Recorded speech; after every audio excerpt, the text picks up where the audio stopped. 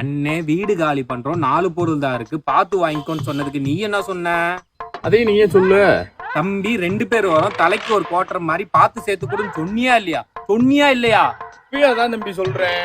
ஒரு 500 ரூபா சேர்த்து கொடு. இது சரிப்பட்டு வராதுனே, இது சரியே பட்டு வராது. தம்பி இஷ்டம்னா சொல்லு, இறக்குறோம். இல்லனா இல்லனா இல்லனா என்ன சொல்லுங்க.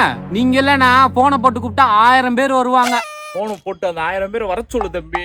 அதுல ஒருத்தன் வந்தாலும் உனக்கு சும்மாவே நான் ஜாமானை தூக்கி வைக்கிறேன். மாமா பணத்தை ரவுண்ட் ஆனால ஜாமா இறக்கணும். ஒரு 4 பேரை வர சொல்லுங்க. ரைட்டு மாமா. ஆள் வந்துகிட்டே இருக்காங்க. அண்ணே சொல்லுங்க, பழங்காலத்தை ரவுண்டானாவா? அங்கதான் இருக்கேன். இறக்கிடுவோம். சித்தப்பா வீடு காலி பண்ணணும். ஒரு 2 பேர் அனுப்புங்க. நம்பர் அனுப்புறீங்களா? சரி அனுப்பிச்சுடுங்க, பேசிக்கிறேன். அண்ணே இந்த பணத்தை லோடு இறக்கணும். சித்தப்பா நம்பர் கொடுத்தாரு. பணத்துல தான் இருக்கீங்களா? எங்க? உங்களுக்கு எய்தாப்ல எத்தாப்லையா? தம்பி நீங்க எங்க சுத்தினாலும் இங்கதான் வரணும். நமஸ்தே சாப். யாரா நீங்க?